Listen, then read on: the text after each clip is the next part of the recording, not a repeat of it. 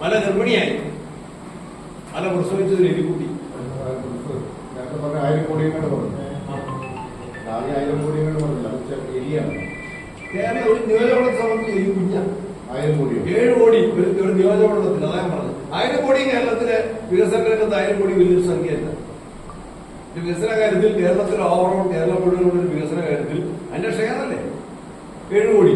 അതിന് ഇത് വേണോ? ഈ കൊട്ടിഘോഷിക്കൽ വേണോ? നിങ്ങൾ ഈ ചോദിച്ച ആൾക്കാരെ നിങ്ങൾ രാഷ്ട്രീയം വെച്ചിട്ടാണ് ചോദിക്കുന്നതെങ്കിൽ എന്ത് നേട്ടം ഉണ്ടായി എന്നുള്ള എന്റെ സിമ്പിൾ ചോദ്യത്തിനോട് ഉത്തരം പറ. 2 റോഡൊക്കെ ഉത്തരവല്ലേ? അതിന് ഉത്തരം വേണോ? അതിനാ ചോദിച്ചു. ഈ പ്രസവവേദന വേണോ എന്ന് ചോദിച്ചു.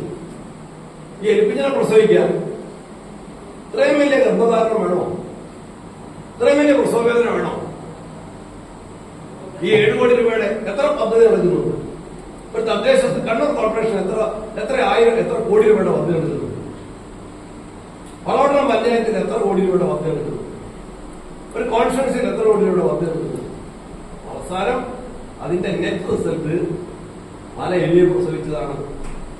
ഇതിനു പറഞ്ഞിട്ടുണ്ട്.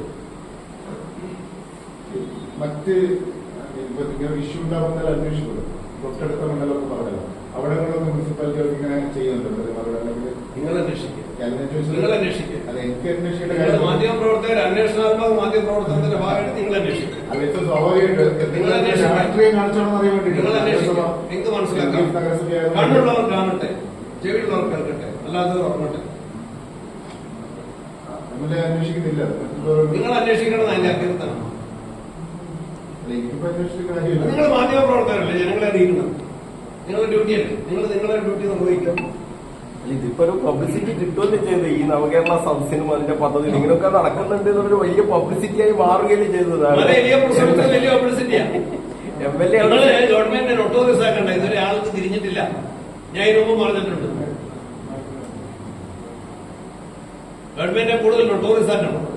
ഈ റോഡിന്റെ അവസ്ഥ കുറെ കാലമായി അത് ജനങ്ങളുടെ ആവശ്യമാണ്. MLA ആ സമയത്ത് അവിടെ ഇടപെട്ട് അല്ലെങ്കിൽ നവകേരളത്തിലൂടെ അല്ലാതെ ആ റോഡ് നേടിയെടുക്കാൻ വേണ്ടിയുള്ള നിങ്ങൾ ഇത്രയും പറഞ്ഞിട്ടും നിങ്ങൾക്ക് ഈ കാര്യം മനസ്സിലായില്ലെങ്കിൽ ആ റോഡിന് വേണ്ടി ഞാൻ വളരെ ഇതിനു പൈസ വെച്ചിട്ടുണ്ട്. MLA കൊണ്ടുവച്ചിട്ടുണ്ട്. എല്ലാ റോഡിലും MLA എടുക്കാൻ പറ്റില്ല. ഞാൻ നിയമസഭയിൽ ആവശ്യപ്പെട്ടിട്ടുണ്ട്, മന്ത്രിമാർക്ക് അത് കൊടുത്തിട്ടുണ്ട്, പലവട്ടം ആവശ്യപ്പെട്ടിട്ടുണ്ട്.